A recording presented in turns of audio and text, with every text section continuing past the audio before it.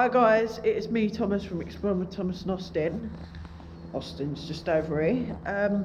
We are at Winston Churchill's secret tank projects, or supposed, where they would have rolled out of production or where they were stored. So there's amazing history behind this, guys. Yeah, so let's have a little look, see what we can find. Yeah. The park surrounds a stunning country house, has a picturesque lake and beautiful landscaped gardens. But beneath the grandeur lies a fascinating Second World War past. It was where one of the most terrifying weapons of the war was developed, the flame-throwing tank. The army took over Eastwell in 1940 and troops were trained there throughout the war. Officers were billeted in the mansion and stable blocks while the men bunked down in Nissen huts under the trees. In 1942 experiments began to convert Churchill tanks into the awesome weapon that would have a vital role in the D-Day landings. Training areas were screened by tall Hessian screens for utmost secrecy. Peter, now aged 92 and living in Shepherd's Walk, Hythe, said, "Convoys of about 50 tanks going on training exercises came down the street in the mornings and returned at night. It often took 2 or 3 hours for them all to pass. They left ruts in the road which were there several years after the war ended. There are still gaps in parts of the brick wall surrounding the park made by tanks that took shortcuts to reach the main road." On the 20th of November 1942 the tanks were inspected by Prime Minister Winston Churchill. Demonstrations were laid on for visiting top brass, including King George VI, and by July 1943 the 141st Regiment, Royal Armoured Corps, 7th Buffs, was ready and fully mobilised.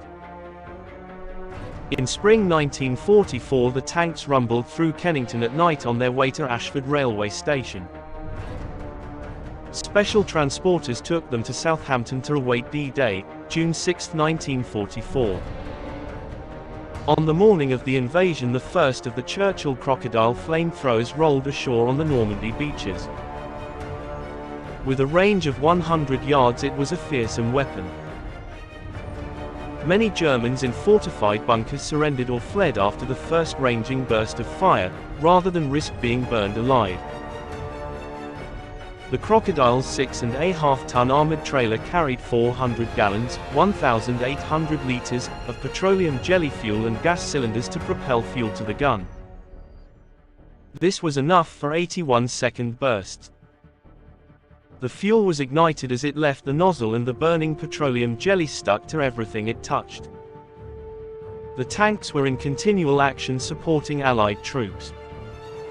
As the war drew to a close the crocodiles had one last target for their flamethrowers. They were used to burn down and sterilize the site of Belsen concentration camp. The main problem at Eastwell after the war was clearing anti-tank and anti-personnel mines and masses of barbed wire.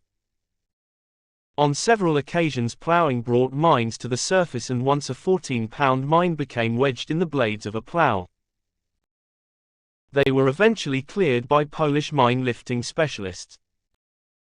Eastwell Park still has several large corrugated sheds which house the tanks, and there is a Second World War bunker dug into one of the hills overlooking the park.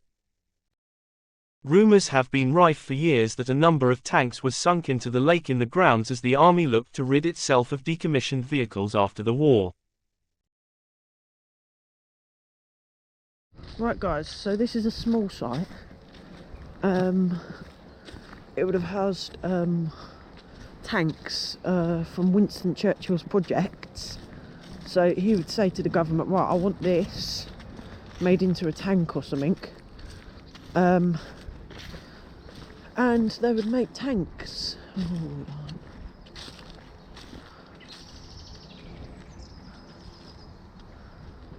right, so we've got like a really big one here.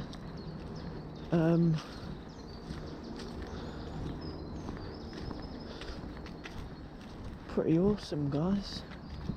I've got to say, this is pretty awesome. As I trip over.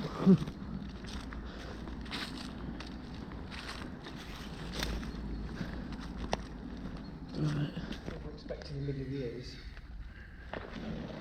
Look guys, so that was possibly used on tanks. We're not sure, but yeah, it's worth a look, guys. Look guys, so we are going to have a look. Oh, a bit overgrown here, guys. It's annoying because you just keep on tripping up. That's the most annoying part about it. I believe there's one behind it. I'm not sure.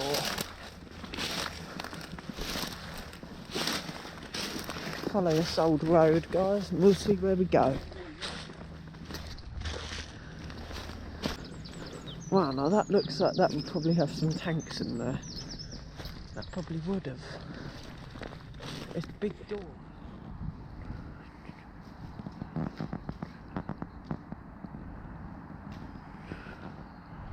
I'm probably going to do it with voiceover.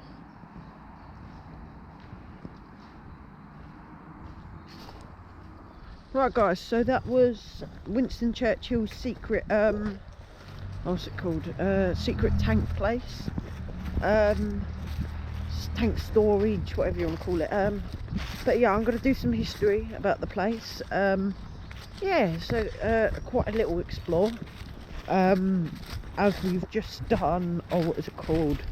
The abandoned school. That video will probably be up before this. So yeah guys, thank you for watching, like and subscribe. Yeah, stay tuned for more Bex videos.